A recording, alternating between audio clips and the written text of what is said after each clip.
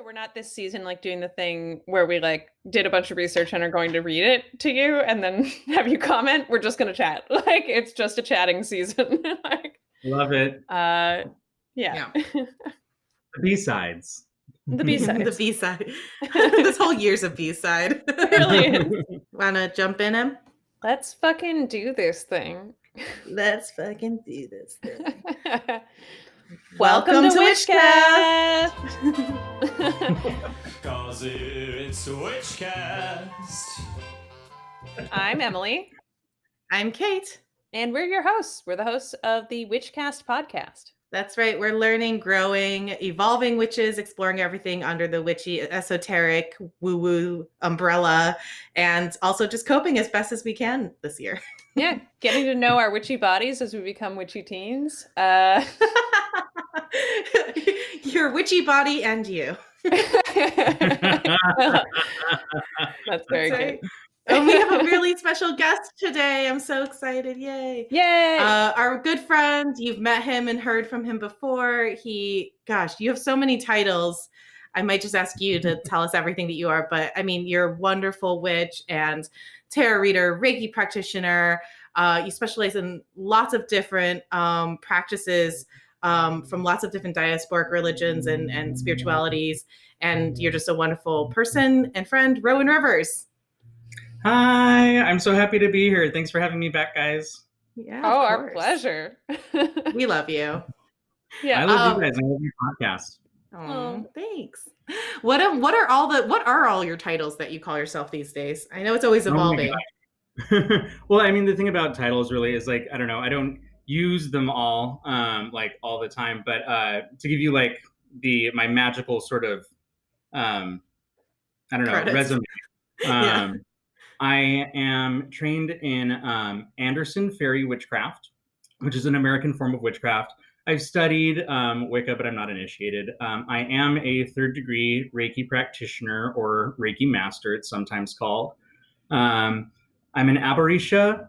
I am also Ingueo. I study Filipino folk magic and spirituality, and I just taught my first class on that last night. Kate was there. Yeah. And then I'm a professional tarot reader, and I work at a witchcraft store. So I'm also quite conversant. I'm like a casual astrologer, casual crystal healer, all that. You do it all. You do it all. Yeah. Congrats on your class. It was so great to be there. And it was in partnership with the store that you work at, right? Yeah. So due to COVID, we have moved all of our events online so that they're virtual. And to be honest, it's actually been really cool because, for example, like, you know, we're in California and Kate, you're in New York or in New Jersey. And you were able to also attend the class, you know, and so we've been able to have a much wider audience, which is really neat, and sort of make connections with people outside of just Oakland and Portland, which is where our other store is. So yeah, it's been super cool. That's so awesome. And the store is called Raven. The Raven's Wing. The Raven's Wing. The Raven's Wing, where magic happens every day. I love that. I love that.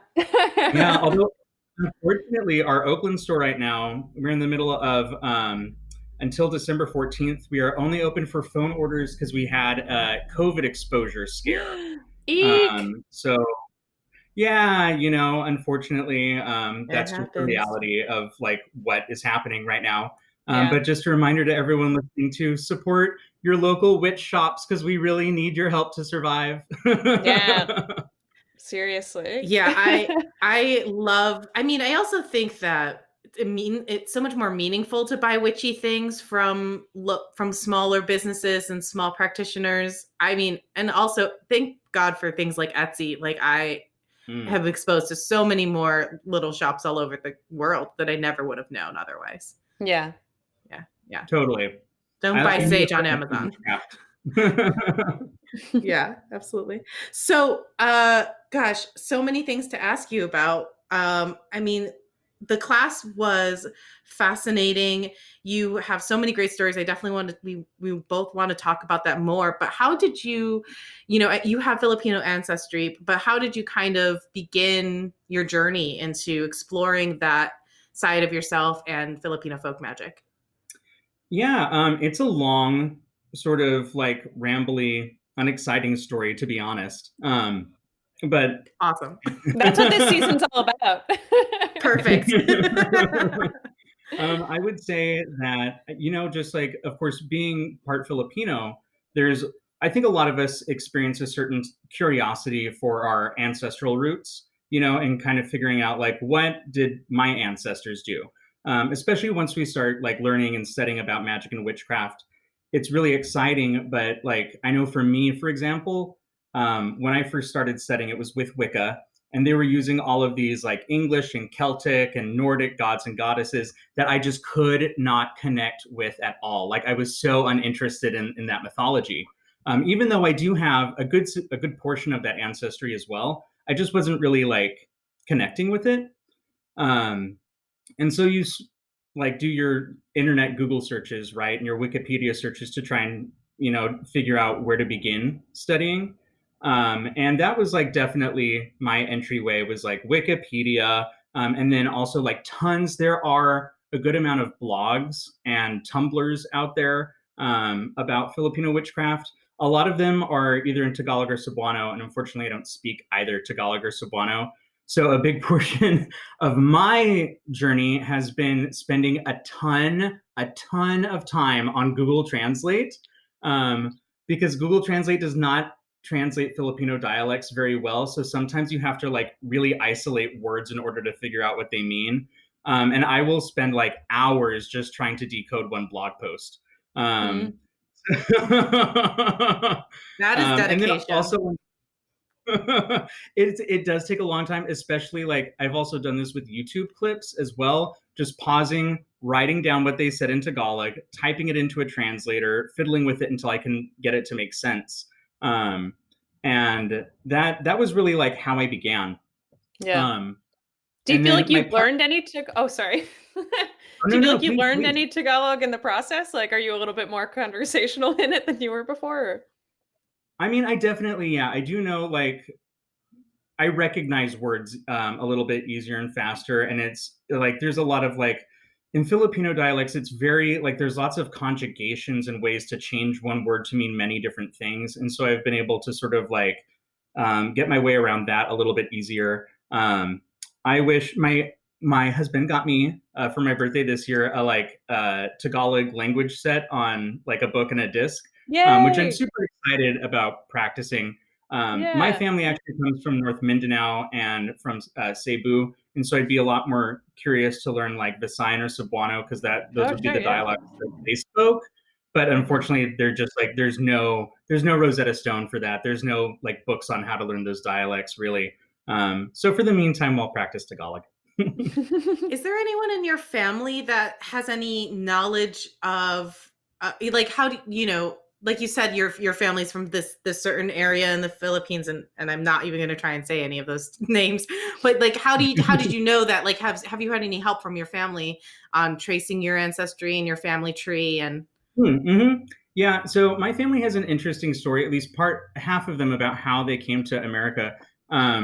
So my my great great grandma was one of 7 kids, and her aunt was barren. She didn't have any children. So in the late 19th century, she actually took my great great grandma and put her on a boat, and they were, or early 20th century actually, and they were part of the first waves of immigrants that came from the Philippines to Hawaii to work on the sugarcane and different plantations there. But so she was like basically kidnapped by her aunt and brought here secretly. She told her they were going to play hide and seek on the boat and brought her here. Oh my god. oh And my god. there was obviously a huge disconnect from that side of our family, but my uncle was able to find them again and go back to the Philippines and reestablish, a connection. And so that was cool. And he's done a lot of genealogy, and so I've been able to learn a lot from him. And then also just doing my own digging on ancestry.com and finding all these records. But the unfortunate thing is that there is a hard wall where all written records stop because during World War II, the Japanese burned everything. And so it just doesn't exist anymore. Darn you, Japan. World War II. World War II. Yeah. This is a complete side note. I was just reading an article today about how this freaking like newspaper in China, to be inflammatory, published this article saying that this kind of pickled cabbage created in the Sichuan area of China is the definitive example of kimchi. And it was just to piss off Koreans. And of course, it totally worked. Like all these Koreans got so mad, and I was mad too. I was like, I'm mad, and I'm not Korean or Chinese. I'm like such a fucking troll. But one of the tweets that was quoted in the article about this was someone from Korea being like, wow, I'm more mad at China than I am at Japan right now. And it's just like so funny how much hate there is between the countries in East Asia. Like so much colonialism and culture blending. I mean, so speaking of, though, I thought was really interesting in your classes that you talked about there's so much influence from Spain and the colonists who came and conquistadors who came from Spain. And like the Philippines has really become such a blended culture. And the magic has, therefore also become very blended, which is really fascinating. I don't know if I have a question about that, but I guess what are your tell me your thoughts. Let's discuss. Yeah, for those of us who were not at the class last night. Sorry. No. I was like rubbing my brown nose.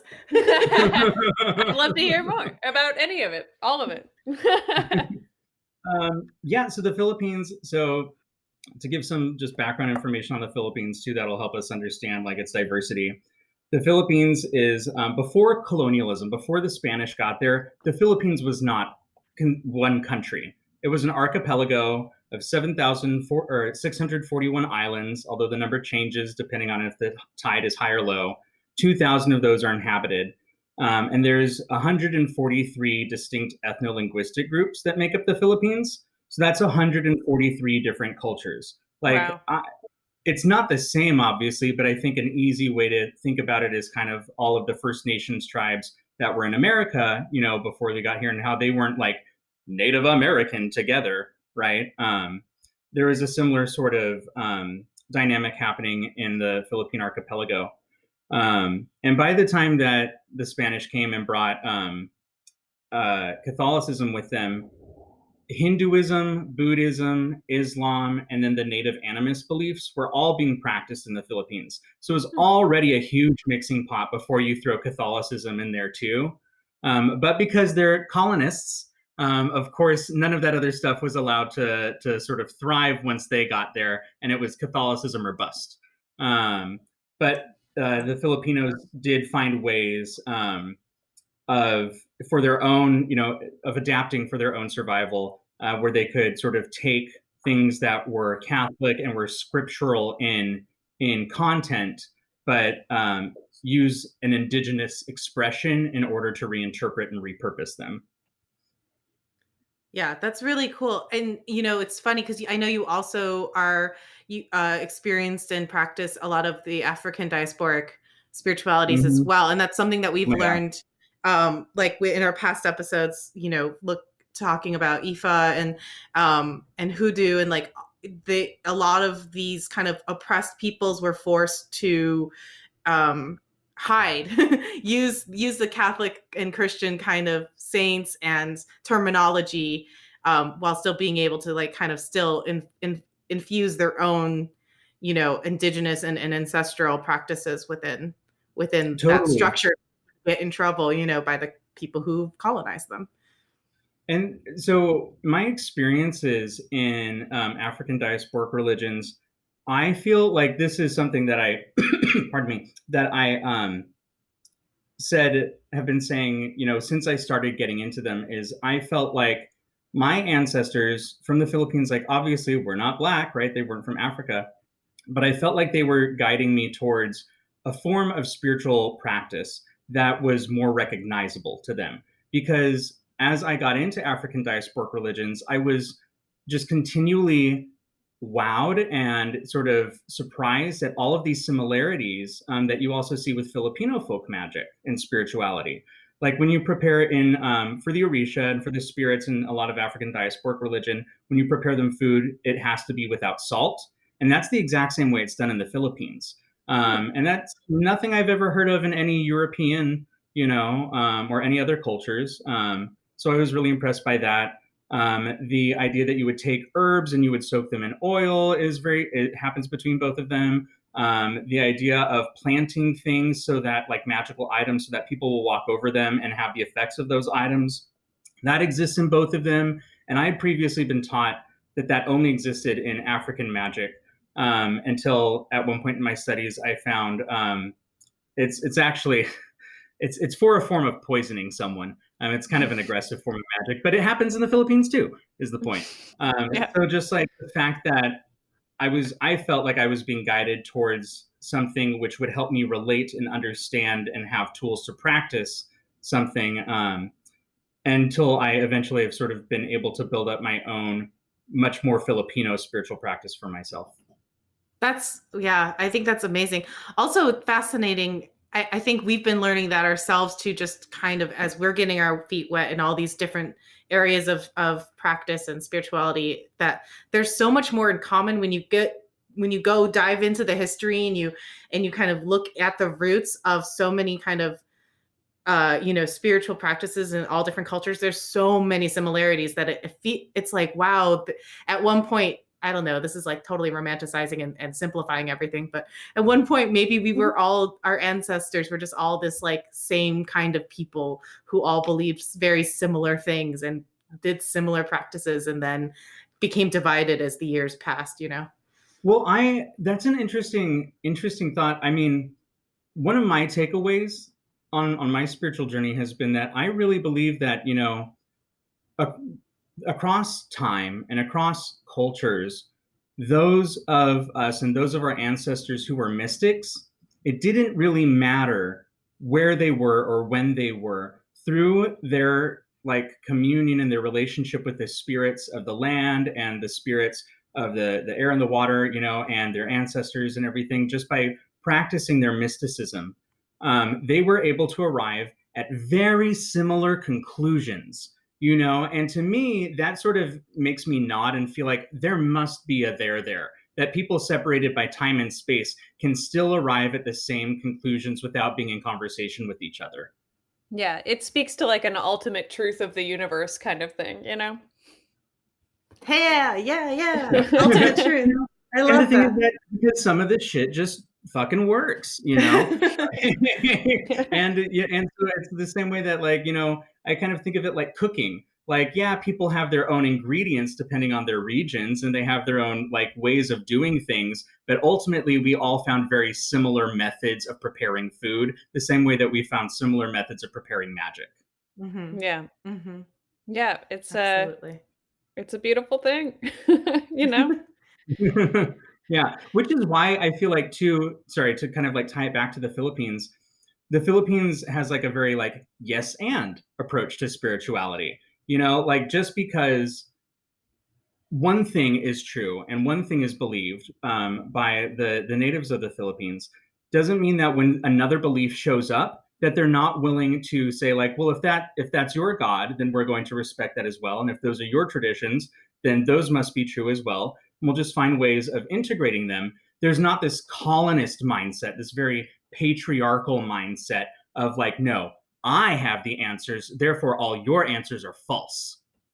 Right. And that's Yeah. beautiful because when it comes to the spiritual world, there really are, no one has like, definitive answers on really, there's no like, okay, well, this is the absolute final, correct way to do any one thing. It's just about like living your life in harmony and finding happiness and like doing your best to put good in the world.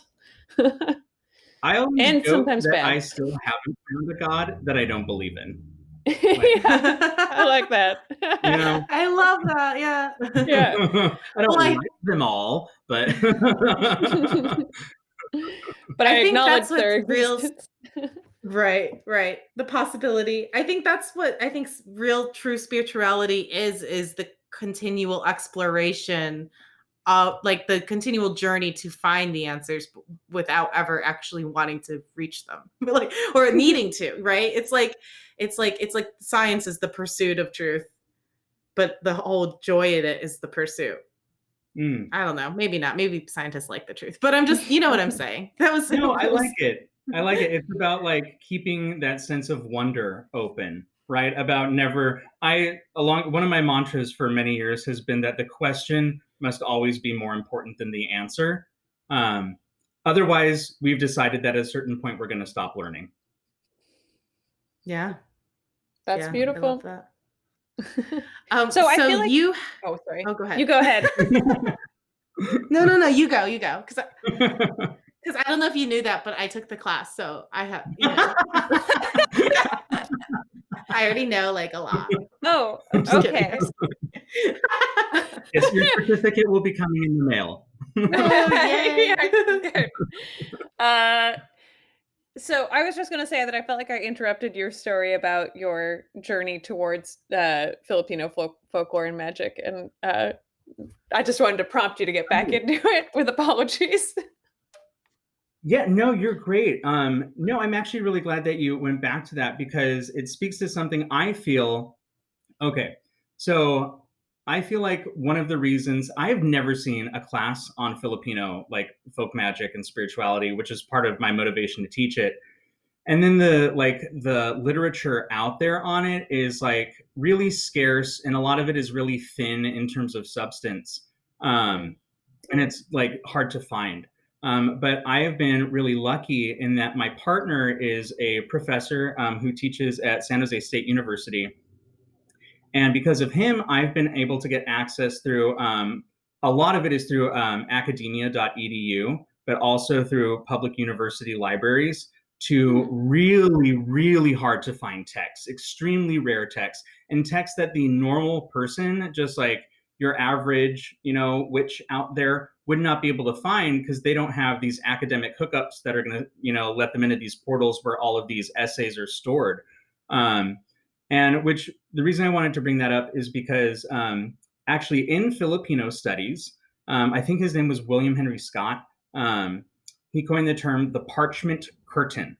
And the parchment curtain talks about the fact that most texts about the colonized Philippines and even pre-colonial Philippines, they're told from the point of view of the colonizer, Yeah. And if something is not written down by a colonizer on parchment, if it's not a published thing, it's not considered to have as much like merit or accuracy.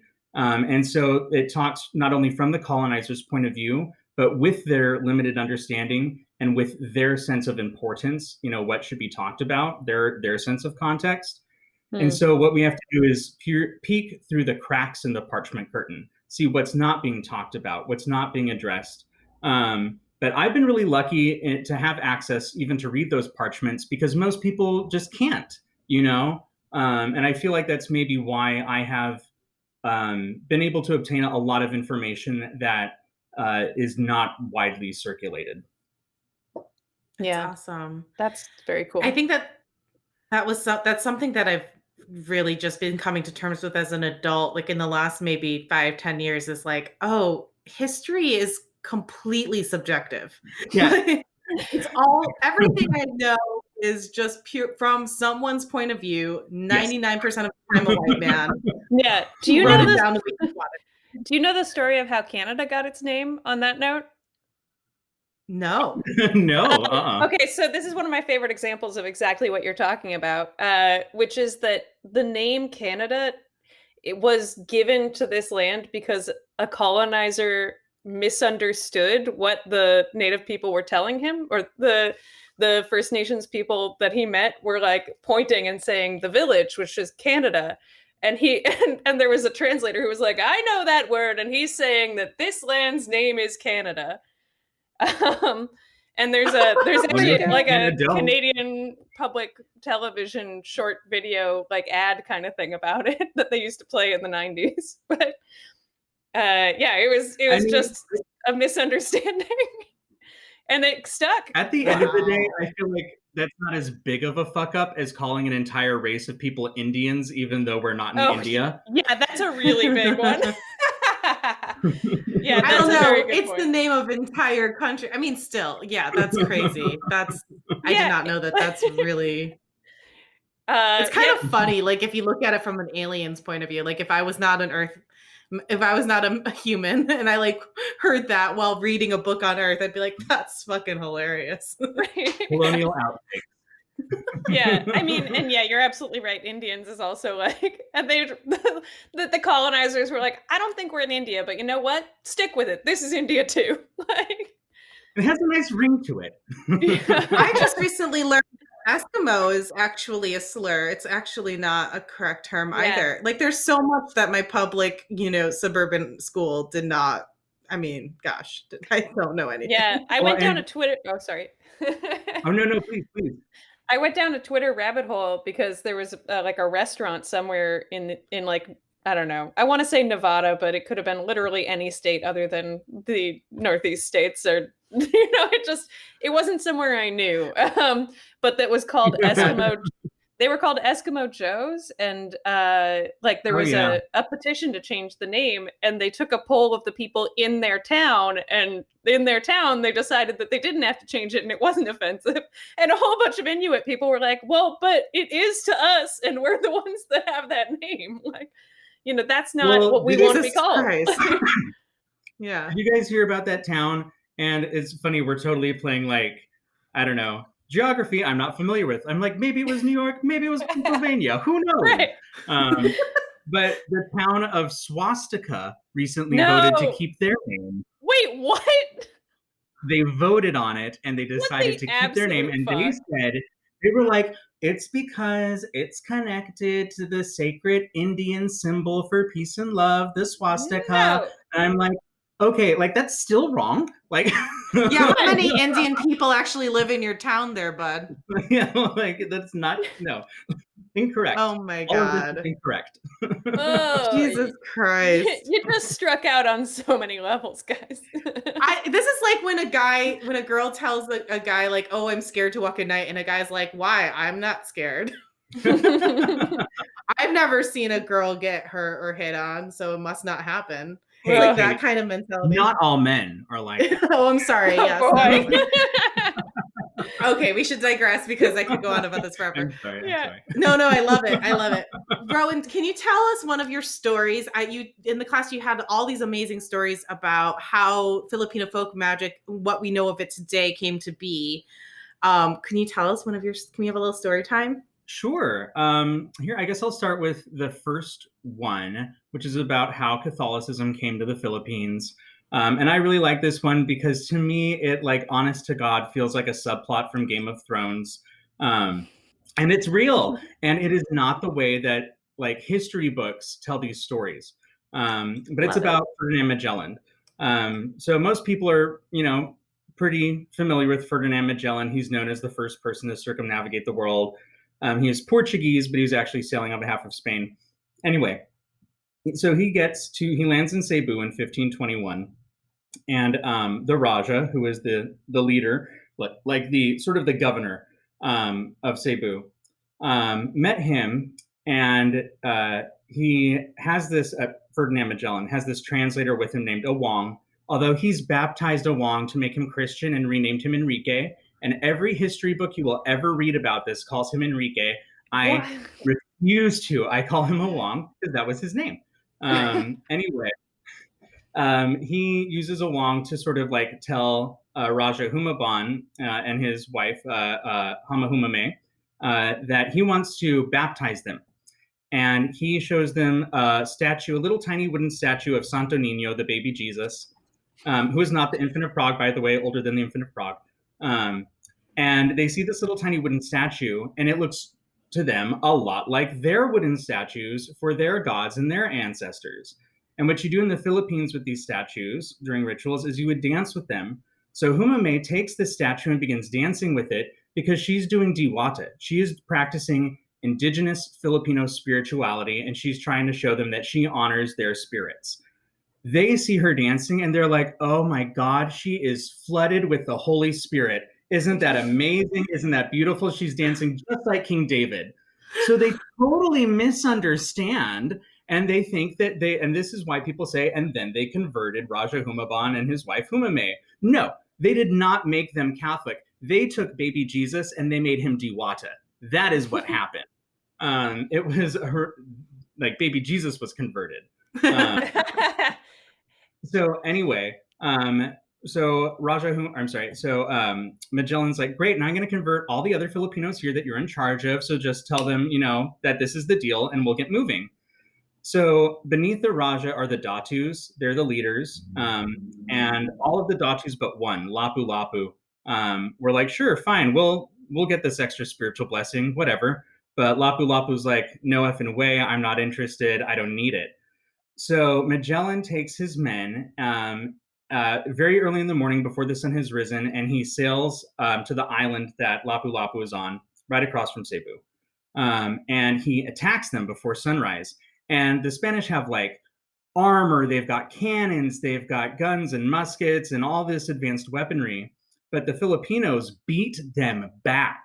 And Magellan actually dies on the shores of Mactan after taking a poison arrow to the leg and a spear to the face, which is like super epic to me. Yeah. And then the Spanish retreat and they go back to Cebu. And even though Awang was supposed to be freed upon Magellan's death, the Spanish are like, no way, we're not actually going to free you because you're a slave. So a slave's what you're going to stay. So they also plan at this time to retaliate against Raja Humaban, because they figure that he was in on this and he somehow supported Lapu Lapu. And so they're going to kill him to get vengeance. So Awang goes to Raja Humaban and tells him this. And Raja Humaban's like, you know what? All you Spanish guys, you just had a really hard battle. Come to my house. I'm going to throw you a feast to raise your spirits, to nurse you guys back to health. Dinner's on me. And so the Spanish are like, cool. A couple of them decide like, you know what? I'm not interested. I don't like this Filipino food. I'm going to stay on the ship. But every single Spanish soldier who attended was poisoned and died. Except for Awang, who was set free by Raja Humaban and set back to return to his homeland of Malacca, which was 2,000 miles away. Now, this guy had already gone all the way across the world, except for that 2,000 miles. If he did manage to get home, no one knows, because that was the last anything was ever written about him. But if he did, he would be the first person to circumnavigate the globe and end up back where he began, not Ferdinand Magellan. It was not a white man. It was a Southeast Asian man. And Yeah. Wow, that's amazing. That's such a cool story. Yeah, I like that. Yeah. And it's crazy because how would you have ever known about this in any normal not normal, but any kind of mainstream history book, And what's interesting about that story is I actually got, a lot of people are familiar kind of roughly with, Magellan and Lapu Lapu and all that, but the bits about Awang, I didn't learn until I went to the Philippines and I was at a bookstore. And again, because my husband's an academic, he's like, let's go look at the university books. And I was like, okay, whatever. But there were all of these Filipino university press books on the history of colonialism and the history of indigenous spirituality. And so that's actually where I learned that was from a Filipino academic press. That rocks. So cool. That was actually going to be another question I had. So how prevalent is Filipino folk magic in modern day Philippines? If you were to go visit, how would you, are there mentors you could seek out? Is there a community? Yeah. What tell me. Yeah, totally. That's a great question. So the thing is that in the urban centers, like in Manila, in Cebu, people tend to look down on some of these beliefs. Although there has been a lot of resurgence of interest in witchcraft, specifically by millennials, and there have been many attempts throughout the years to make Filipino indigenous religion the national religion, or at least to help reinstate it and re-elevate it. However, in the provinces, which is what we call basically anywhere that's not an urban center, you're going to find that folk magic and folk beliefs, folk healing are much more prevalent, much more prevalent. The municipalities in the Philippines are called barangays.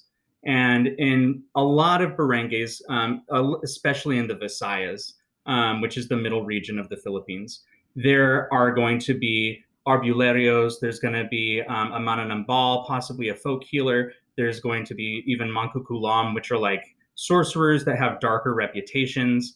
There's going to be these practitioners, and they typically live oftentimes a little bit outside of town. Kind of like how the stereotype of the Western witch, that she usually lives in like a cottage in the woods or something. That actually also holds in the Philippines. And to be honest, a lot of the reason that they live further outside of town is because during colonial rule, those practices were severely punished. Like you could be killed. So they weren't just like setting up shop in the middle of town square.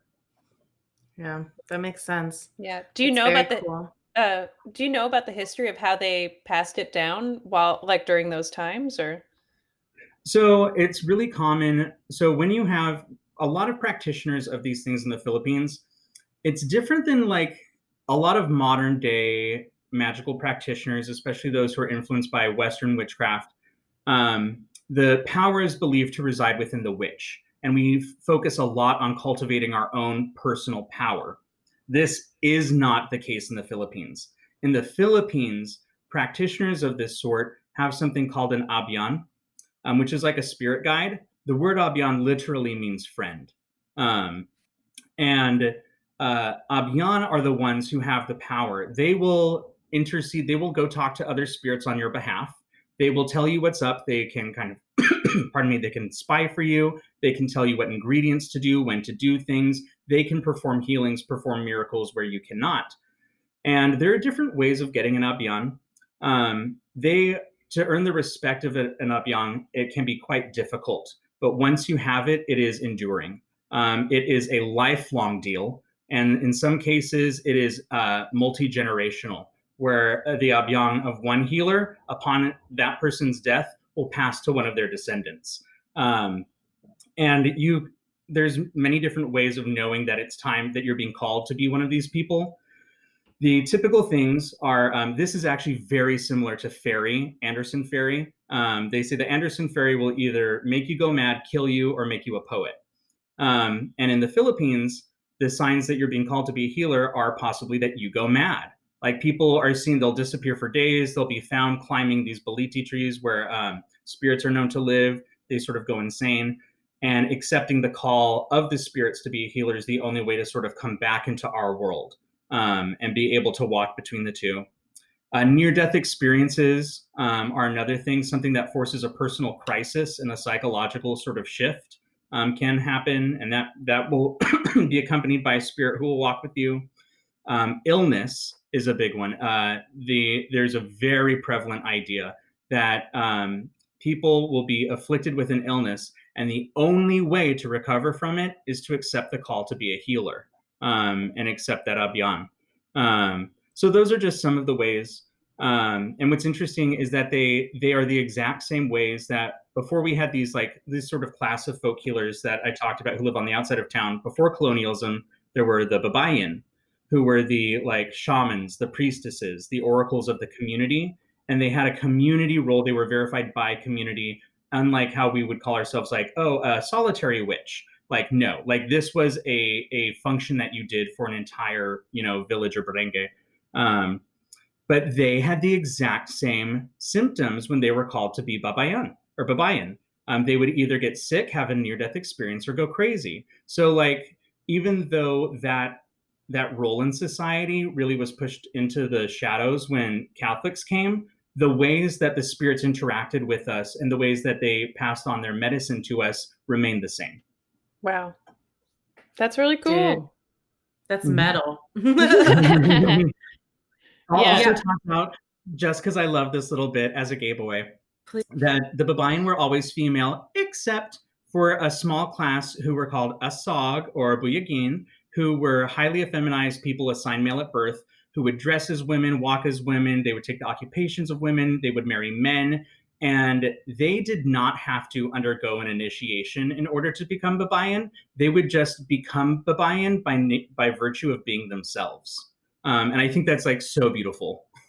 I That's love very that. cool. Yeah, what a great Also love cultures that appreciate and are open and accepting of women and queer people. Like, just, yeah, amazing. There were like several queer deities in the pre-colonial Philippines, and even today, like Lakapati is a huge one. We call her she, but she's a non-binary trans deity, or diwata, as we call them, of agriculture and fertility. And it's very common for still even in the provinces to lift up children, and you say this prayer, and I can't say it in Tagalog, so I'm not going to, but you say, have mercy and feed this servant of yours so that they will not go hungry.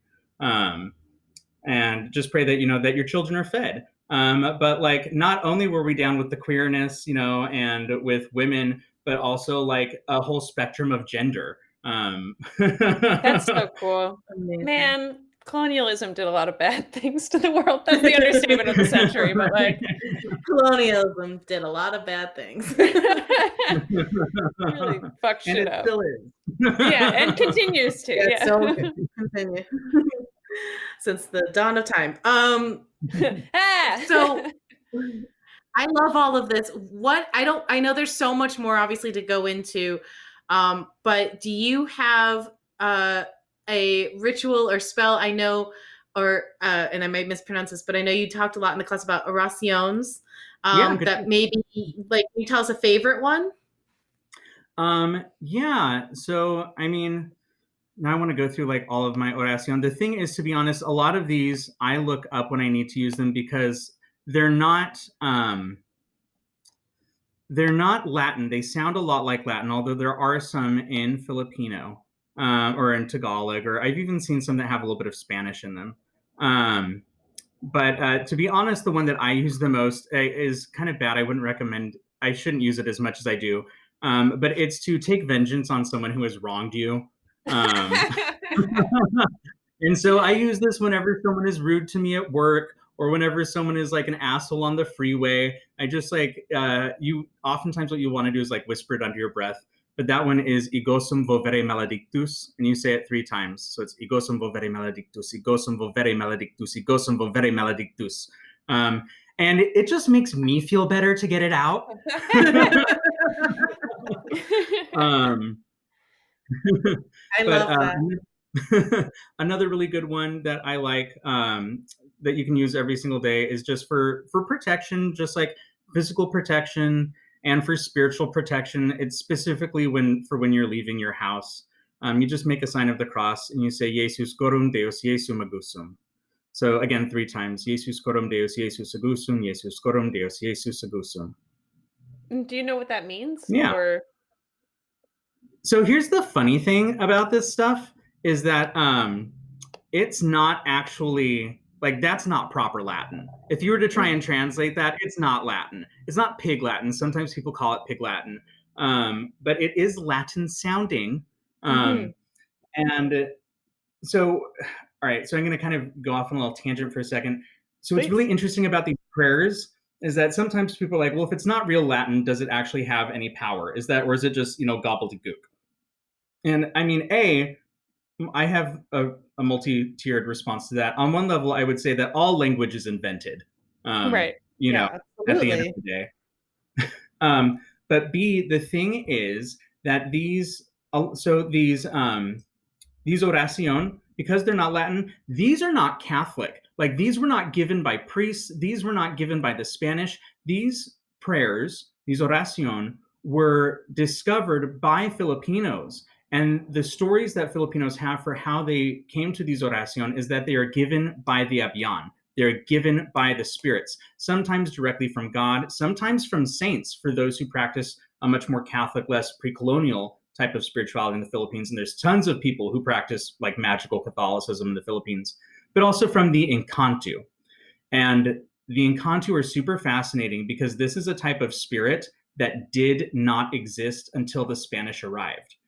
So once the Spanish came, the Filipinos started noticing in the archipelago the presence of very fair-skinned, tall spirits that they called Encanto, which does obviously have a Spanish root for enchantment, right? and they were very beautiful, and they looked like they dressed very well. They looked like they had lots of money. The only way that you can really tell that an Encanto is an Encanto is that they won't have a philtrum, the little divot on the upper lip. Hmm. Yeah, that's how you can tell that they're an Encanto. But these spirits, unlike the ones that had been in the Philippines before, they were exceedingly like urban. Like they would now, like as human society has evolved, so have the Encanto in ways that no other Filipino spirit has. Encantos live in mansions. They ride in taxis and airplanes. They even go to church, although they leave before the host is raised. They will even abduct human beings and have children with them and take them away for years. And like it is very prevalent to believe in Encanto. But what's so funny to me is that these spirits that arrive with the Spanish, their life looks so much like white people life, right? Like they resemble the colonizers more than any other spirit in the Philippines. And these are the ones who are teaching these Latin sounding prayers. These are Hmm. the spirits that are communicating this. And so not only did they bring a Western lifestyle, but they also brought kind of like Western magic, and they gave it to the Filipinos to help them combat their oppressors. And I just feel like that's so fascinating. That is Yeah, very cool. That's like, that's really oh interesting. boy, am I Googling that after this. That's so That's fascinating. Yeah. awesome.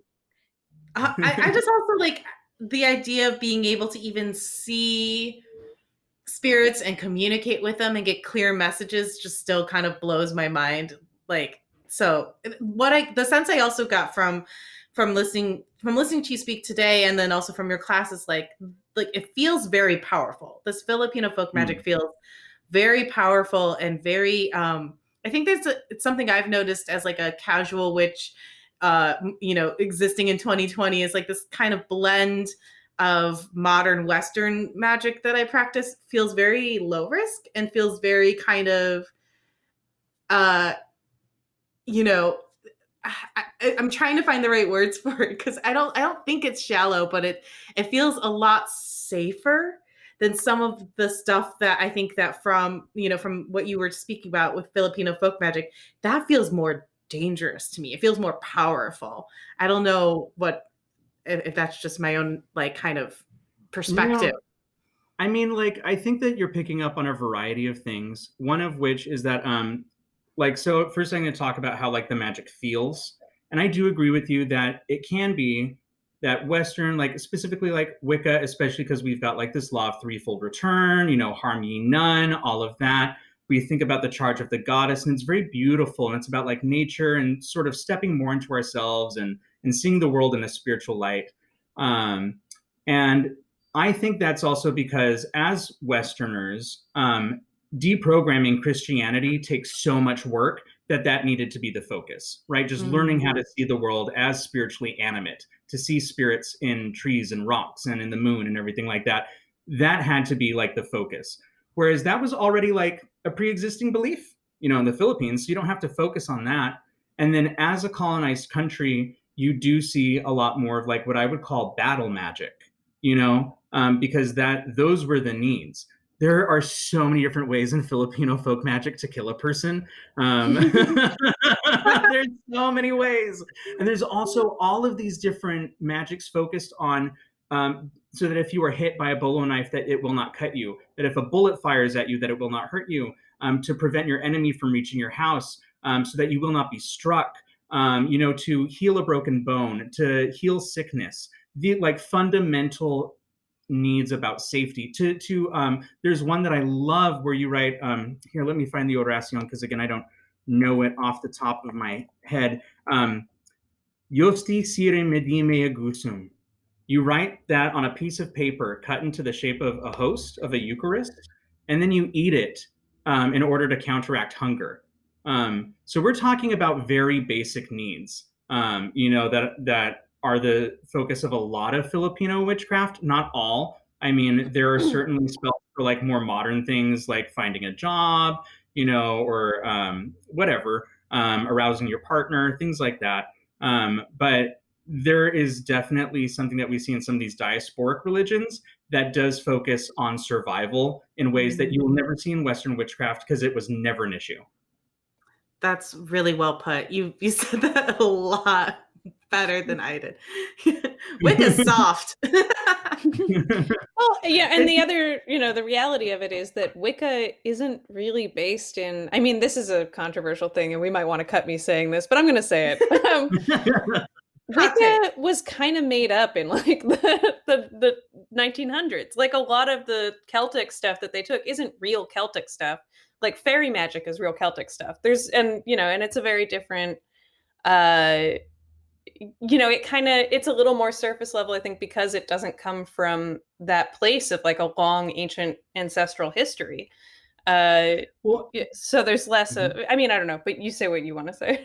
Sorry. No, I'm so sorry. I didn't mean to cut you off, but I think that you are right in that, like, hey, I totally agree with you, and I hear you. Like, people get really angry sometimes. They're like, Wicca is ancient. Wicca built Stonehenge, and you're like, did it? I will say, like, for my part, and this has evolved as I have tried to practice Filipino spirituality more and incorporate more into my walk. But that the thing is that, like, I have no problem, no beef whatsoever with Reconstructionist religion. Mhm. Like, just because something is older doesn't necessarily make it more valid. I believe in living traditions that grow and shape themselves over time. Yeah. That is super Filipino, to like adapt as things come your way. But what I do have qualms with is people being like, no, this is ancient, sort of leaning into denial. And because they Yeah. think that unless it is ancient, it's not worth anything.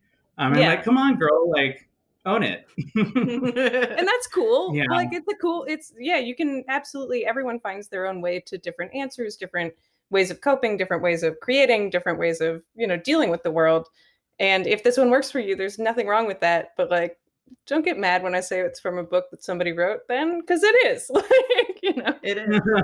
Well, a Right? lot of things are, yeah. I mean, I Yeah. think Wicca is always like the stepping stone. I mean, everyone, I'm part of the Reddit subreddit witchcraft, and like 90% of the people there say that Scott Cunningham's book for the solitary practitioner is like was their That's first like book. mine. Yeah, mine too. Like Yeah. it's the gateway drug. Wicca's Yeah. a nice gateway drug. Yeah, Yeah, absolutely. and it's true. There's a lot of like deprogramming that has to happen too. I think that's a really astute thing, Rowan, is that it's like for Western people, I think that there's a lot of fear of witchcraft and the fear of like, well, Yeah. if I get into this, it's going to be getting in with the devil. And it's like if the first thing you confront is something that's pretty light and pretty like, we really do no harm, like we're really so nice, we're connecting with nature, it's a lot more approachable, which is Yeah, great. rather than if you bury this under your doorstep, like someone who crosses it will die. Right. Right. Well, now that we've thoroughly pissed off half our listeners, do you want to draw a tarot card? Can I pull a tarot card? Yes, please. Sure.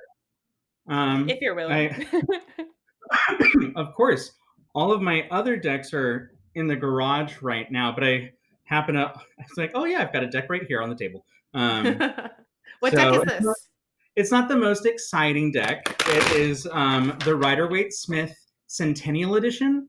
So I own over 30 decks, but to be honest, I always go back to the Rider-Waite-Smith. And I like the Centennial Edition because it looks older. And even though I just was like, older things doesn't mean better, I prefer this one. Look, we're allowed to contain multitudes. It's okay. Yeah.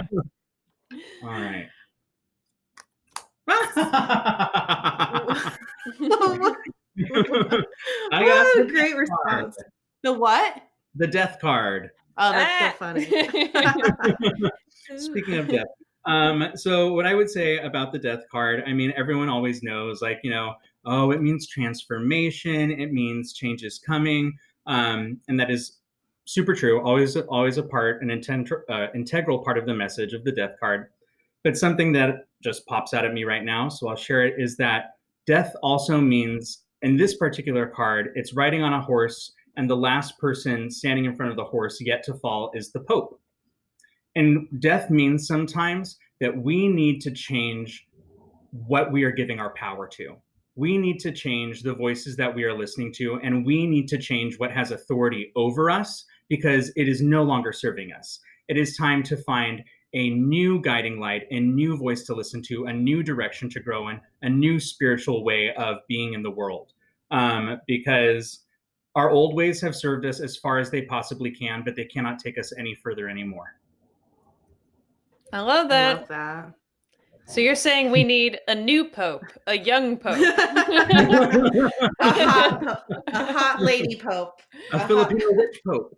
A Filipino non-binary witch pope. Yes. I like that. Done. Love it. Yeah. 2021. I'd build a shrine to that. So how can our listeners find you? I don't know if are you planning on doing another class in the near future? Or? I am. So since that class sold out, there's already been talk about doing it again in a couple months. And then I'm also thinking maybe in the meantime of doing a class just on Filipino spirits, where we could talk about some of the deities, talk about some of the spirits of the land, talk about ancestor spirits, and just like focus on them instead of focusing on magic and like how to do things. And then I'm also trying to write a book. So lots on the way. Oh. Very exciting. This honestly, you could teach like an 8-week course. I right now have an entire 12-month long course that I'm planning. So wow, amazing. I love that you're keeping these traditions alive and you're passing them on to others. I think that's so important. That's great.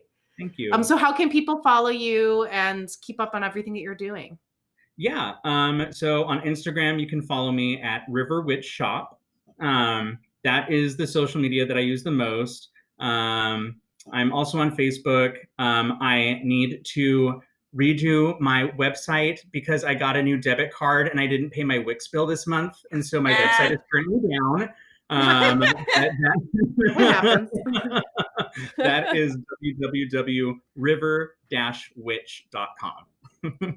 River-Witch. Great. And then also people, if they wanted to email you, are you open to that as well? If they wanted to reach out for your services? Yeah. And that's, again, just riverwitchshop@gmail.com. Great. And do you offer, like, have you been doing any kind of Zoom or remote, like witchy services, like readings or anything like that? Yep. I'm still doing readings. They're all being done virtually because of the pandemic. And then I've been getting a lot of messages in regards to this class asking me if I do private tutoring. At the moment, I'm not, but I'm looking into it since there seems to be an interest around it. Awesome. Very cool. Very cool. Love it. Thank you so much, Rowan. Yeah, thanks so much. We love for you being so here. much. Oh, Thank you for having me. Love you guys. This is like we barely scratched the surface. There's so much more to talk about, but we'll bring you back for another part 2 and 3 and 4.